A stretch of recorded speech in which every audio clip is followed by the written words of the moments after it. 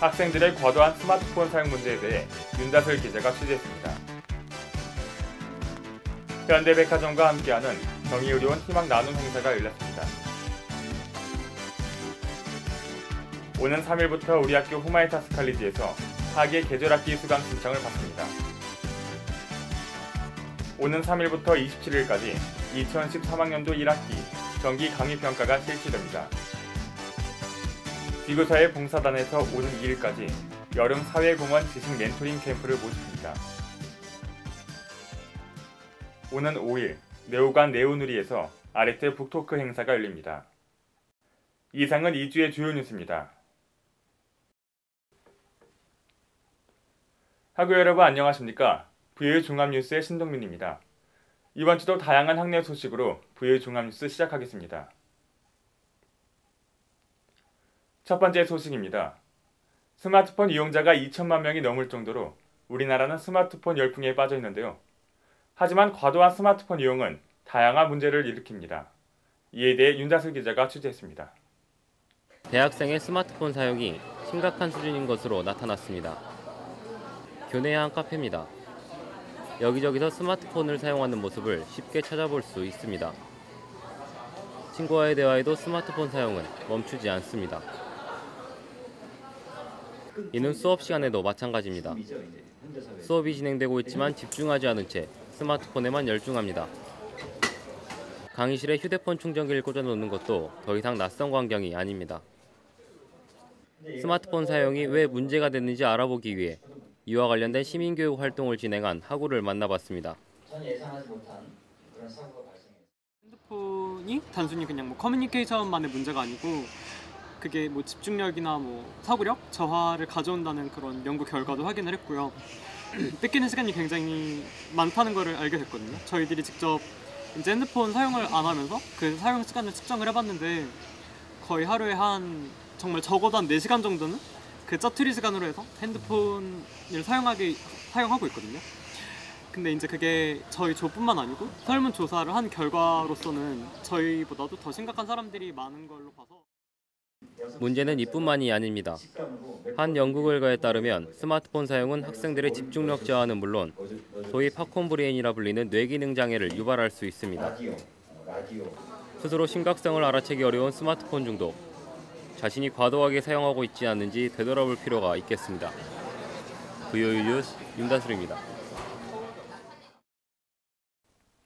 다음 소식입니다. 지난 수요일과 목요일엔 필요한 물건들을 저렴하게 판매하고 수익금의 일부를 저소득층을 위해 사용하는 경희의료원 행사가 있었는데요. 이에 대해 이종훈 기자가 취재했습니다. 지난 29일부터 이틀간 경희의료원 본관앞 휴게쉼터에서 현대백화점과 함께하는 경희의료원 희망나눔 행사가 열렸습니다. 이번 행사는 현대백화점 미아점과 연계해 실제 백화점에서 판매하는 물건들을 상대적으로 저렴하게 판매했는데요. 행사 판매금의 10%가 저소득층 환자들의 의료비로 사용된다는 점에서 의미 있는 행사였습니다.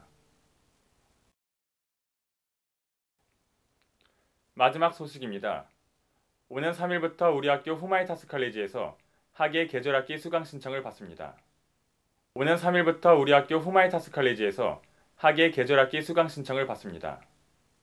수강 신청은 3일 오전 9시 반부터 종합정보 시스템에서 할 수 있으며 등록 역시 오는 10일부터 종합정보 시스템에서 가능합니다. 수업은 가장 많은 3학점 수업의 경우 아침 9시부터 11시 45분까지, 낮 1시부터 3시 45분까지 진행됩니다. 계절학기 수업의 경우 수강 취소와 환불, 휴학 중 계절학기 수강 등의 여러 가지 제한이 있으니 이 점 유의하시기 바랍니다.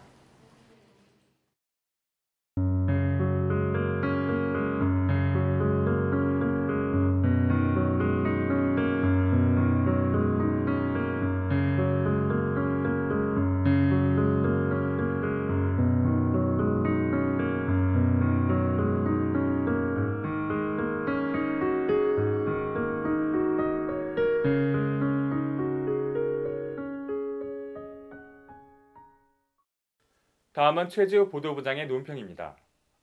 안녕하세요. VOE 논평의 최지우입니다. 독립언론인 뉴스타파가 1, 2차 조세 피난처 명단에 이어 그제 3차 명단을 공개했습니다. 이 3개의 명단에는 대기업 오너 일가와 핵심 임직원들의 이름이 올라 큰 파장을 몰고 왔는데요.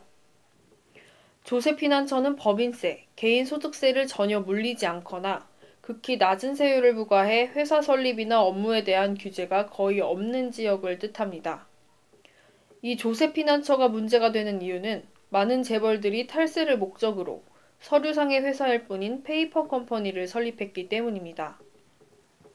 한편 부정입학 논란에 휩싸인 이재용 삼성전자 부회장의 아들이 영훈국제중학교에서 자퇴했습니다.